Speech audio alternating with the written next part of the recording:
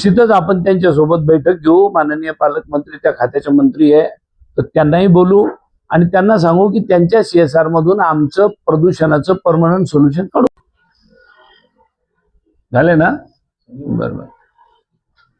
जालन्याच्या विविध विकास कामाच्या संदर्भात आणि समस्येच्या संदर्भात परवा आम्ही आपल्या राज्याचे सगळेच खासदार महोदय, आम्ही सगळी मंडळी माननीय मुख्यमंत्र्याला आपल्या आपल्या लोकसभा मतदारसंघाचे काही प्रश्न घेऊन भेटलोय. तर त्यात विकासाची कामं होती, समस्या होत्या, काही त्याच्यावरचे काय सोल्युशन काढायचे असे वेगवेगळे विषय होते. त्याला धरून साधारणपणाने मी आपल्या समोर एक विषय मांडतो. त्यातला विशेषतः शेतकऱ्यांची जी कर्जमाफी झाली, पुण्यश्लोक अहिल्याबाई होळकर शेतकरी कर्जमुक्ती योजनेच्या संदर्भात त्याच्यात अडचण शेतकऱ्यांच्या ज्या होत्या, जे रेग्युलर कर्ज भरतात त्यांना फक्त 50,000 रुपये देऊ केले होते, ते 2 लाखापर्यंत करावे अशा पद्धतीची मागणी आपण त्यांना केली होती. त्याचप्रमाणे 2019ला 31 मार्चला जे शेतकरी थकबाकीत होते त्यांनाही या 2 लाखापर्यंतच्या कर्जमाफीमध्ये त्यांचा समावेश करण्यात यावा अशा पद्धतीची मागणी या ठिकाणी केली. जे शेतकरी शेती करतात पण त्यांच्या जमिनीचा वर्ग 2 आहे आणि ते शेतकरी कर्जमाफीला पात्र आहे, अशांचा सुद्धा समावेश त्याच्यामध्ये व्हावा. आणि मयत शेतकऱ्यांच्या कायदेशीर वारसांना, एखादा शेतकरी कर्ज घेतलं, वारला आणि तो त्याच्यात बसतो योजनेत, तर त्याच्या वारसाला सुद्धा ती कर्जमाफी मिळावी, कारण त्या शेतीवरच कर्ज होतं आणि त्या शेतकऱ्याचं कर्ज माफ करणं गरजेचं होतं. ह्या सगळ्या ज्या त्रुटी आहेत ते त्याच्यात समाविष्ट नव्हत्या, ते सांगितल्या. त्याचबरोबर शेतकऱ्यांचा जो ID आहे तो संगणकामध्ये कधी कधी येत नाही, असे लोक लाभापासून वंचित राहण्याची शक्यता आहे, ते राहू नये अशा पद्धतीचं एक नियोजन आपण त्यांना करायला सांगितलं. पुनर्गठित व फेर पुनर्गठित कर्जाच्या पात्र प्रकरणाची बँक स्तरावर फेर तपासणी होऊन शेतकऱ्या त्या योजनेचा, कर्जमाफीच्या योजनेचा लाभ व्हावा अशा पद्धतीची अहिल्याबाई होळकर कर्जमाफी योजनेच्या संदर्भात आपण त्यांच्याशी चर्चा केली. दुसरा महत्वाचा मुद्दा होता की आपल्या जालना शहराला पाणी पुरवठा करणारा जो तलाव आहे घाणेवाडी, त्या घाणेवाडी तलावाची दुरुस्ती करण्याच्या दृष्टीने आपण एक विषय हाती घेतला होता की त्याला तात्काळ मान्यता द्या.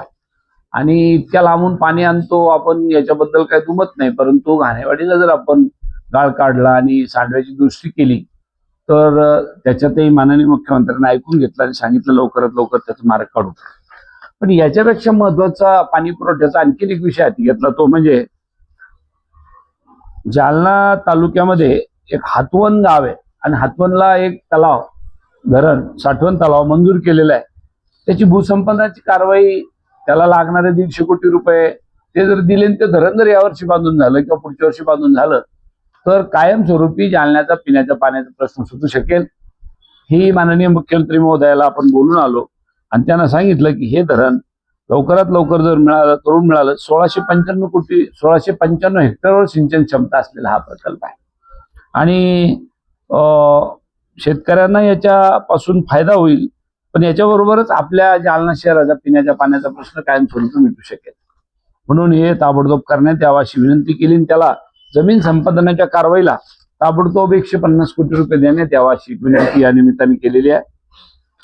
त्याचबरोबर आपल्या जालन्यामध्ये एक ICT नावाची जी संस्था आहे, रसायन तंत्रज्ञान संस्था, ती पूर्ण क्षमतेने कार्यान्वित करावी आणि त्याचा स्टाफ मनुष्यबळ पूर्ण भरावं आणि त्याला दरवर्षीच्या बजेटमध्ये जी तोकडी तरतूद केली जाते ती पूर्ण करावी आणि ज्या उपकेंद्रावर 200 एकर जमीन उपलब्ध करून देण्यात आलेली आहे ते फुल फ्लेश ते ICT चालू व्हावं अशा पद्धतीची विनंती केली.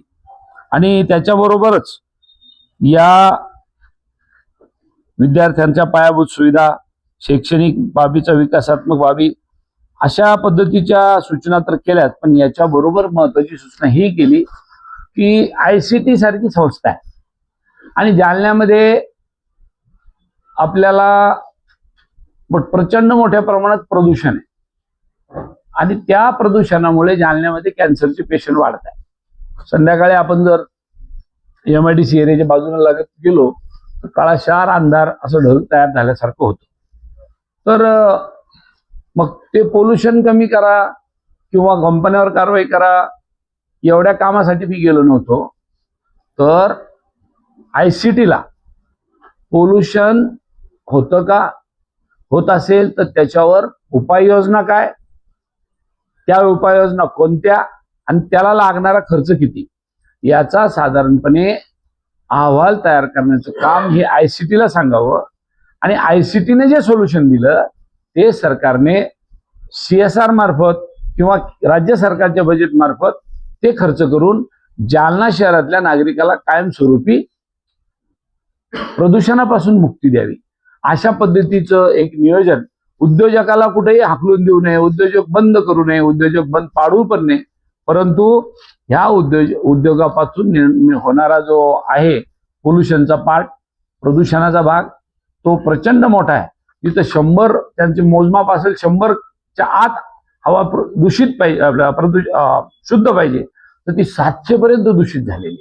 ते प्रचंड 7 पट एवढ्या मोठ्या प्रमाणात आपल्या शहराचं हवा दूषित आहे. आणि म्हणून माननीय मुख्यमंत्री महोदयांनी त्याच्यामध्ये सांगितलंय की मी ICT ला याच्यात आम्ही आदेश काढतो आणि ICT ला सांगतो की तात्काळ अशा पद्धतीचं सगळ्या प्रकारचे सर्वे, सगळ्या प्रकारच्या पोल्युशन होतं का ते पाहणं आणि त्याच्यावर ही रसायन संस्था आहे त्या उद्देशाने याच्यावर सोल्युशन काय काढलं पाहिजे त्याच्या पद्धतीची एखादी यंत्रणा उभी करा आणि जेणेकरून आपल्या गावचा प्रदूषणातून मुक्त कसं करता येईल ते तात्काळ करावं अशा पद्धतीचं एक माननीय मुख्यमंत्री महोदयाला निवेदन आपण आपल्या शहराच्या कामाच्या दृष्टीने दिलंय. त्याचबरोबर परवा माननीय मुख्यमंत्री महोदयांना जालन्याच्या वेगवेगळ्या समस्या आणि विकास कामाच्या संदर्भात आपल्या महाराष्ट्र राज्यातल्या अनेक खासदारांनी आपल्या आपल्या जिल्ह्यातले प्रश्न मांडण्यासाठी त्यांची वेळ घेतली आणि त्यांची बैठक त्या ठिकाणी पार पडली. त्या बैठकीमध्ये विशेषतः जालन्याचा प्रश्न सगळ्यात महत्वाचा म्हणजे पिण्याच्या पाण्याचा होता. तो पिण्याच्या पाण्याचा प्रश्न म्हणजे घाणेवाडी तलावाची दुरुस्ती, सांडव्याची दुरुस्ती आणि आपल्याला लागून हातवणचा जो साठवण तलाव आहे त्याला शेतकऱ्याच्या भूमी संपादनाला 150 कोटी तात्काळ देण्यात यावे अशा पद्धतीची पाण्याच्या संदर्भातली एक भूमिका. आपल्या शहरामध्ये कायदा आणि सुव्यवस्था ही निश्चितपणाने नीट राहिलेली नाही, याच्यावर कोणाचा कंट्रोल नाही. 2 नंबरचे अनेक व्यवसाय सुरू आहे आणि हे सगळे बंद झाले पाहिजे. याच्यासाठी सुद्धा माननीय मुख्यमंत्री हे स्वतःच गृहमंत्री असल्यामुळे त्यांच्याही कानावर हा विषय टाकलाय. तिसरा मुद्दा होता ICTचा. 200 एकर जागेवर आपण ICTचा प्रकल्प उभा केलाय.